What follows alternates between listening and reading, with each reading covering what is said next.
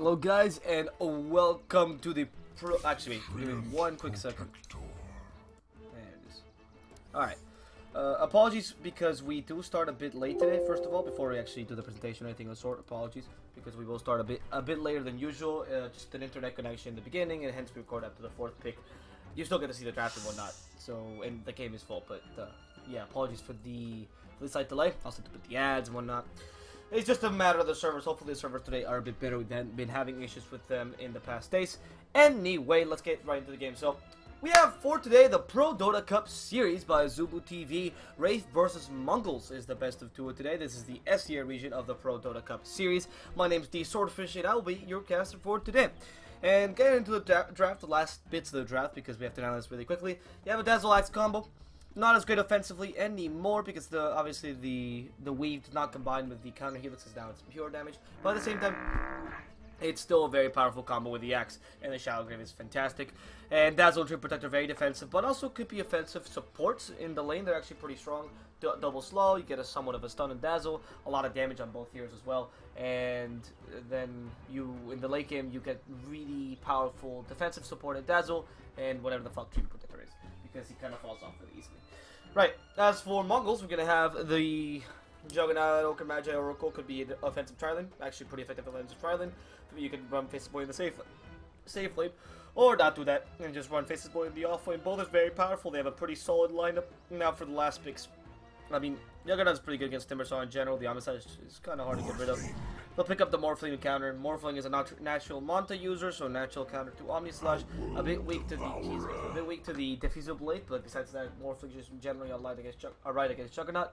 You also suffer with the E-Blade and again the servers. You also suffer against the E-Blade and the Adaptive Strike combo, obviously, and on top of that, you also have to consider the fact that the Morphling against the Faceless Void is particularly strong. Oh, okay. For a second, I thought we actually got there, but no, we can time that. But the Morphling against the Void is particularly strong. You can morph in the Chrono. You can usually destroy the Void with your E-Blade, your Shotgun in general, your Shotgun combo. And then you can, on top of that, the OD might be a bit of an issue against the Morphling. That's probably the biggest issue here. The OD was a nice pick at the end. I mean, OD has been seen for some strange reason quite a lot. Quite a lot in this tournament. He's kind of re-emerging. He's not the worst of heroes. We've seen him a couple times, and he just does all right most of the time. He has a decent win rate as well, around 50% at this point in time. It does better with buffs though, so the fact that you have an Ogre Magi in their team really works out. And in general, those kind of heroes work out with him, like Io and stuff. So the Ogre Magi will work out really well with Bloodlust and the OD combo, and that'll be pretty powerful against Rave. On top of that, OD deals a lot of magical and pure damage, which is great against the Axe and great against Timbersaw, as they're particularly strong in terms of armor, and steals Morphling's intelligence, which makes him weaker in terms of mana. And since OD has pretty strong laning, anyway, the Tree Protector won't be able to help too much in that lane, and they won't be able to get kills on the OD, as he's a good defensive laner as well. Right, that said, let's present the teams real quickly, and then we'll continue to talk about draft a bit later as the game progresses. So, first of all, again, I'll present myself for the second time, as I usually do. My name is DSwordfish, and I'll be your caster for today. So for the other main side, we're going to have Mongolz. The only Mongolian team that is known. Is the second game in this tournament for them, and for Rave, I believe, is the third. So Mongolz, we're going to have a second best of two. So for Mongolz, we're going to have AAA as Mr. AAA. No, I believe he's just AAA, yeah. As the Ogre Magi in the support position, second support being the Oracle, played by Proxy. Here in the mid position, no, it should be carry actually. Carry will be Retribution on actually, no, mage should be Retribution on the I Will Devour, then Sanke will be playing the Juggernaut in the carry position, and finally in the offlane, we're gonna have Masquerade as the Faceless Void. So usually Retribution actually pays. Okay, so Sanke is gonna play carry this time. Okay, I guess Sanke is just a Juggernaut player in this situation. Alright. That said, if you look at Rave on the Filipino side and the Dire side, we are going to have... Wow, are they changing teams again? Okay, Fly Solo, who's been playing all games with Rave in the support position. Second support being Eris. That's another guy who's been playing all games with Rave, but I don't know if he's part of the team yet. DJ will be playing the Axe in the offense position. He is new, or played 2 out of 3 other games. Dihi, another staple for this team, as the mid position Timbersaw. And then finally in the K position, it's going to be Fred as the Morphle. So, doesn't really seem like many of these are staples. The guys have been playing every single game with the 2 supports, Eris and Mr. Fly Solo. Besides that though, Fred on the Morphling has been just not there. Oh, Tihi as well. Tihi has also been in every game. But really would carry the stand-in tag on him this game. Usually he doesn't actually. But they've been changing lineups a lot for this tournament. It's okay. It's allowed in the rules, but it's just the fact that they're trying out new lineups and it's not quite working for them yet. I believe we're just in the transitional period. Rave does this a lot though. It's a powerful organization, but the issue they have usually with their team not solidifying too much, maybe lacking a captain at times. And OD mid against the Timber is a pretty good combo actually. Usually does pretty well. It could be getting last hits in a very weird way, but that's fine, I suppose. OD's pretty powerful against Timber. Get it like 1 level an Arcane Orb, you don't need. Oh yeah, I suppose you can max Arcane Orb, yeah.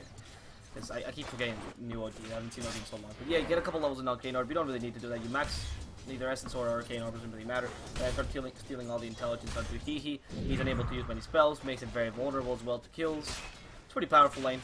Meanwhile, in the bottom lane, also surprisingly good lane. I mean, you're up against a Dazzle Axe, and that's an old combo. But Dazzle Axe surprisingly not that strong against a Juggernaut Oracle because there's far too much physical damage coming out from these 2 heroes, or magical damage coming out from these 2 heroes.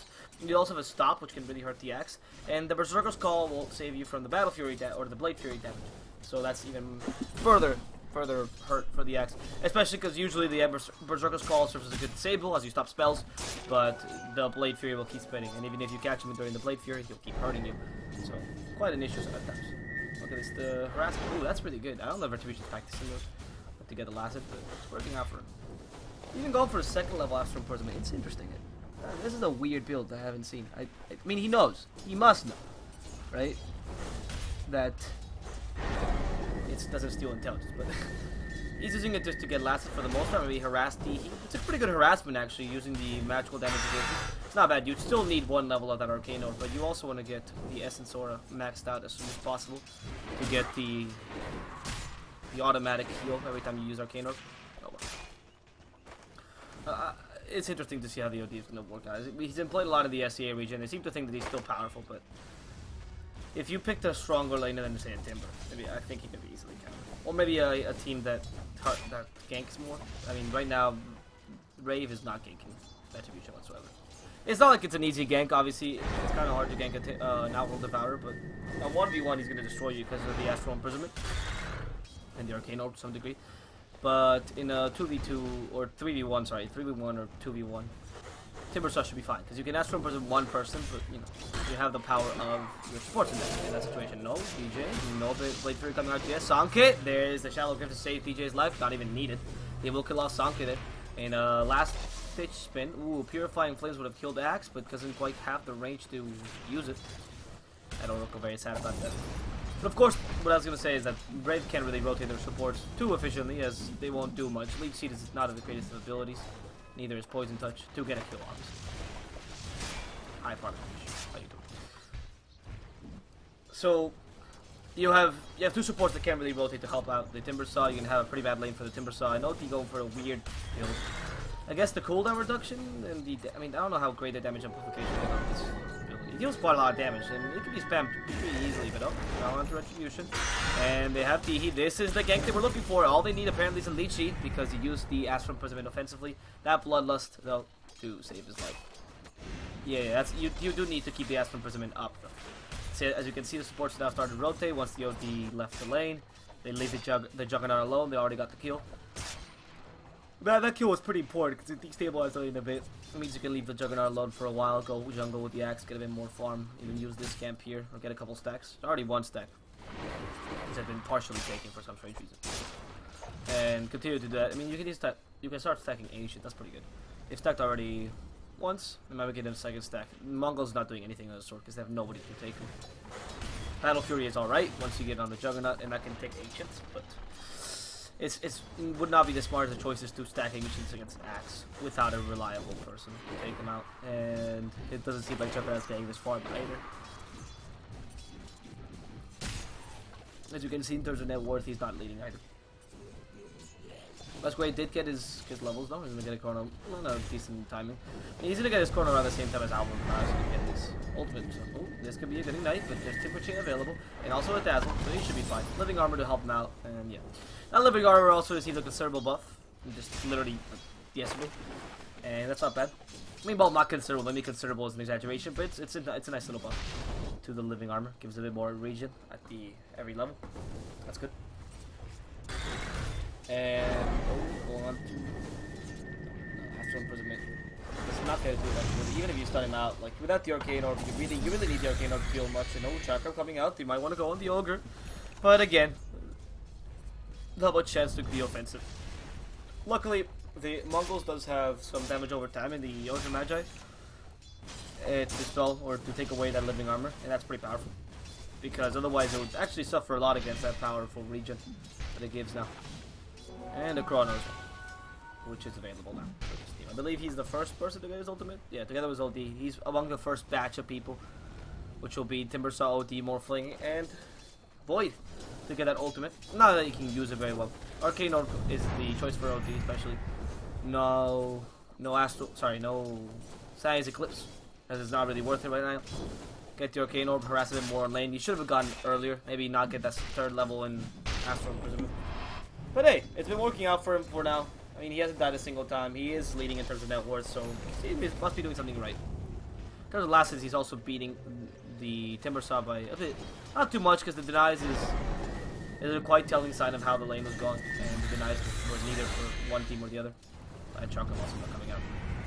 That's not using the Arcane Orb, though. They're stealing that 8. Only level 1, you won't get much intelligence stolen, though. 1 per hit is barely anything.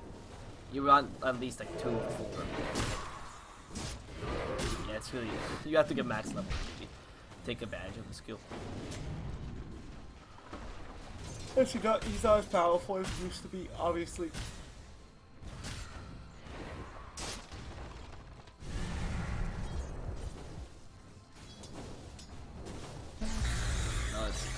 They keep wanting to. They seem to really want to kill T by the Ogre Magi staying in this lane a lot. I don't know if it's just because he's protecting him with the Bloodlust or helping him out with the Bloodlust.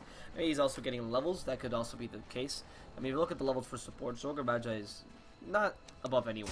So he might have been roaming a bit, decided it wasn't the smartest choices. Just sapping XP from Sanka's lane is not smart either, because you delay those Blade Fury levels. And he's staying in this lane. You can harass T a bit more. Also take away his living armor with Ignite. Yeah, I see the point. It's alright, it's alright. Oh, the Chrono Void is available, he wants to run away, so Fly Solo is not able to kill him here. He must use the Chrono defensively maybe. There it is. Going on to Fly Solo, almost dying to the lead sheet though, has time walk, so he should be okay. And that Chrono will be used defensively, and not gonna do too much against this Trade Protector or the Morphling. But at least saves Void's life, so that's good enough. I mean, it's an early chrono. It's quite long cooldown on that chrono now. I mean, they did increase it by quite a lot. I mean, there's a whole 20 seconds they added to it, especially in the first levels. And yeah, it sucks. It really does suck. 10 seconds on the later level is also quite considerable.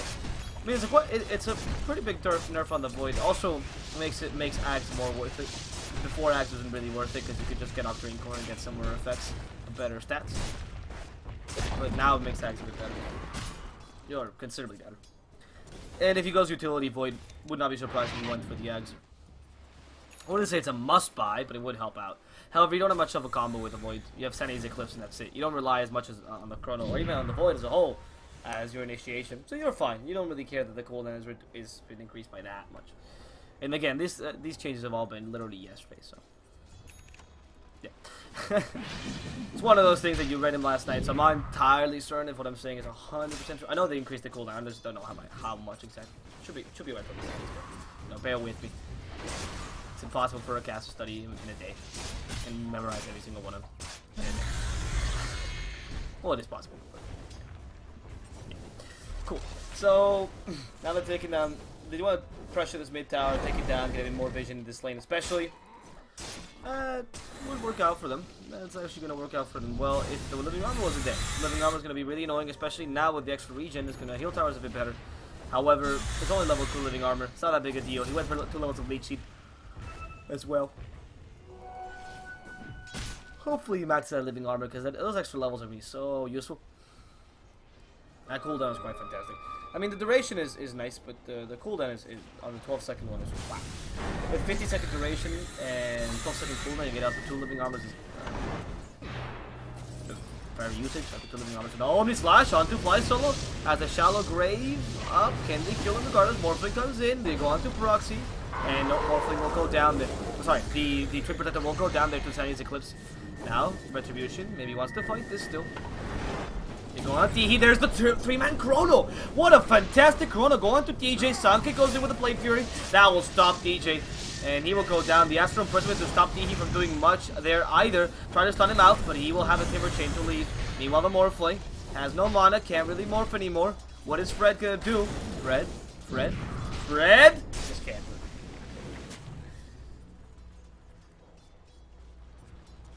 do it. Oh yeah, that's gonna be a dead Morphling. But at least Mongolz really happy with that. Mongolz takes the axe, Mongolz takes the Morphling. They even have they had a fantastic Chrono, that's great. 3-man Chrono was great. And now they're gonna go for the tower, make a good use out of it. It's about the camera. Usually the camera works a bit better, but you have it in the weird sweet. I don't know what you call it. I don't know what these kind of cameras called, but usually it works a bit better. And now I don't know why I have to control with the keys for some strange reason. Usually it does show everything. Maybe I'll just start doing this instead. Yeah. Smooth track must be a bit better. It's not as smooth at this control, right? But no. Okay. Gotta get back to my old roots of cameraman. Used to do that for quite a while. I practiced that. Sorry. No Talisman, double No Talisman on Outworld Devourer, which is an interesting build. It might be Veil or Discord worthy. I believe it's. I've seen a lot of ODs getting Veil just for the stats. Let me click on the fucking Veil. I don't care. He got shreds. Congratulations. You know, like I believe that he should be getting it for the stats. He hasn't gotten anything else yet, but you know. Oh no, sold one. So I've seen a lot of ODs getting Veil. It's not really useful on you, but it helps your team out. The stats are fantastic. But since he sold a lot of Null Talisman, then it's all Void. It's all Null and Void, much like the Null Talisman and the Void team. And instead you're gonna go for the BKB, probably. Just going for that Ogre Club. Can't imagine much else an OD could be going for. BKB first is not the best items. I mean, he has drums for mobility, but you still want Force Staff or Blink Dagger for mobility. And go BKB is gonna help quite a lot against Timber, but the axe will still catch you out. That'll be really painful. If the axe will, I mean, he'll catch you out with Berserker's Call, and then sure, you'll still be. First of all, you can deal a lot of damage to the axe if you do put the Arcane Orb on the auto. Go on the Twin Protector, like that, yeah. Well, if you stop pressing the Q to use it, you shift right click it so that it just auto attacks, right? Then the Berserker's Call will be quite a pain for the axe because he might just die to the OD. However, at the same time, they have a lot of damage that passes the BKB, like the Dazzle itself, the Morphling with his attack damage, etc., etc. And the BKB is not going to save from everything, only from the Timber damage. So he could still be caught out. However, the Morphling is but he's not the strongest of heroes right now. He's more most into agility though, and you can't really stop him with a Chrono. That's why you can do this.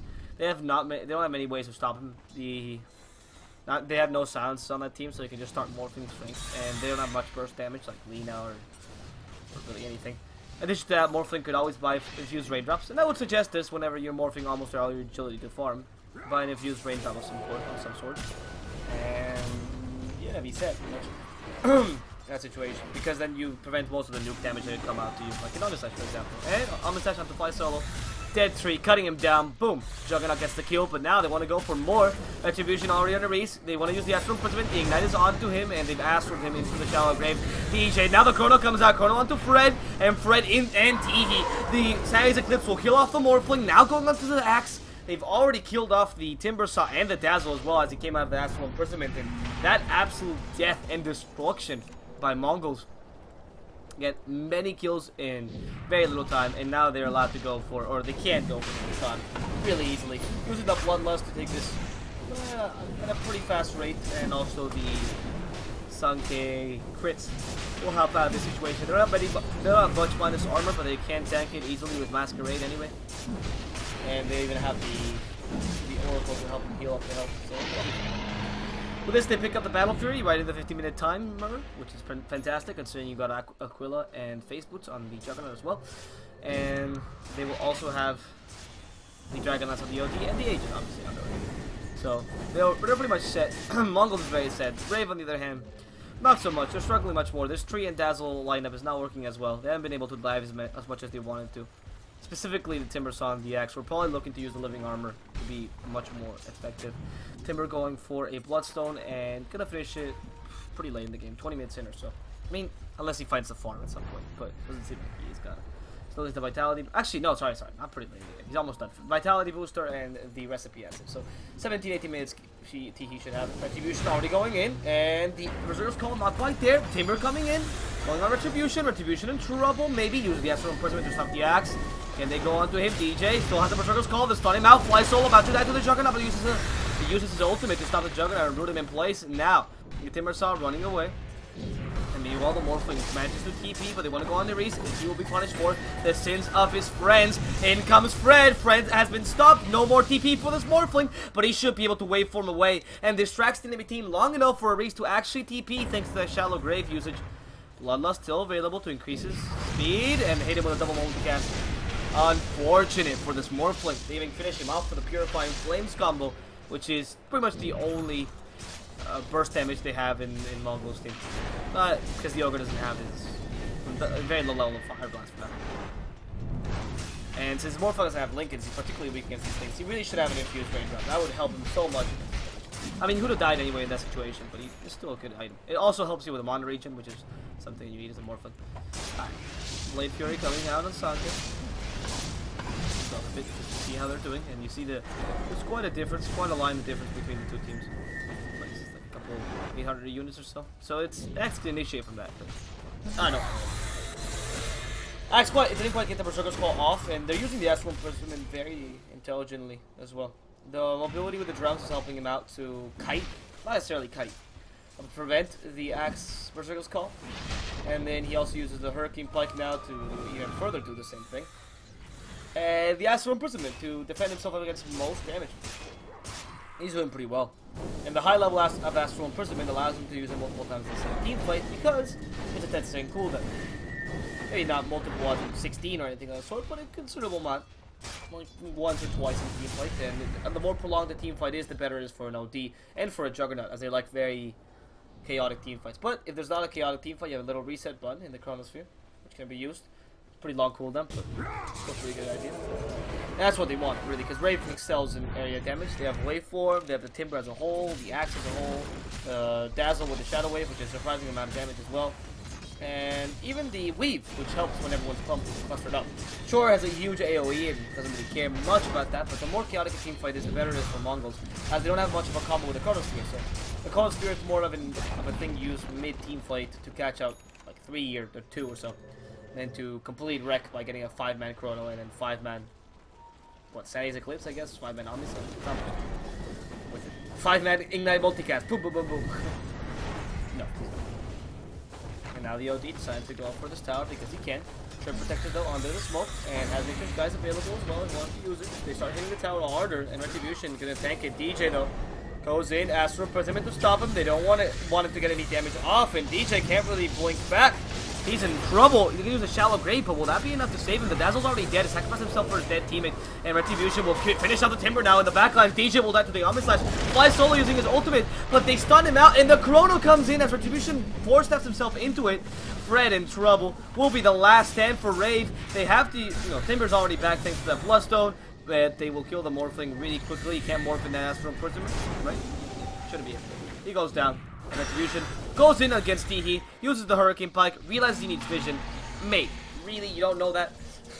You need vision to hit with a Hurricane Pike. You can't just use it without vision. So, not that great.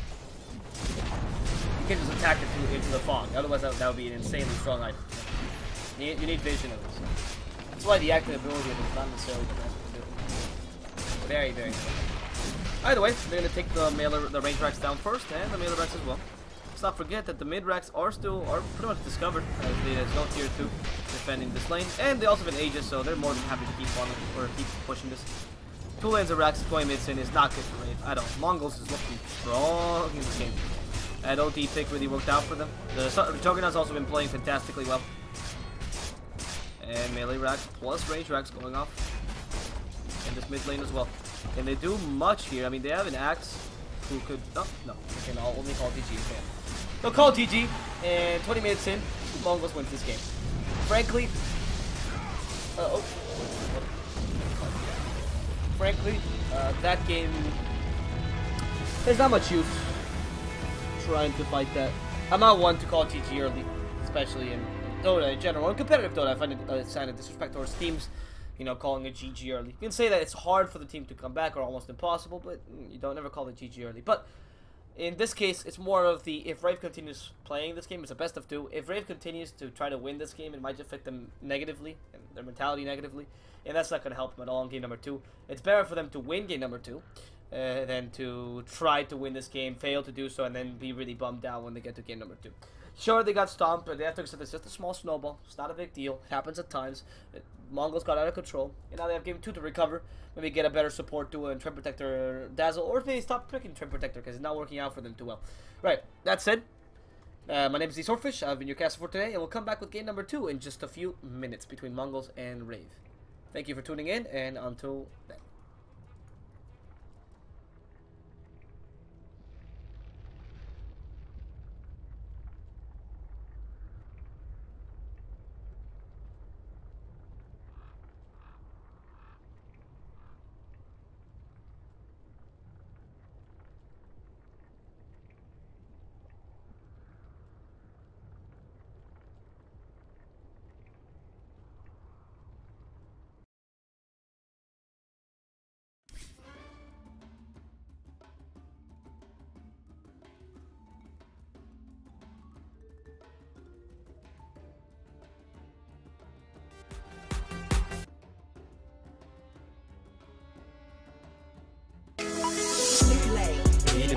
That's what they call me. I promise that you'll never be lonely. Peter Pan, that's what they call me. I promise that you'll never be lonely. Peter Pan, that's what they call me. I promise that you'll never be lonely.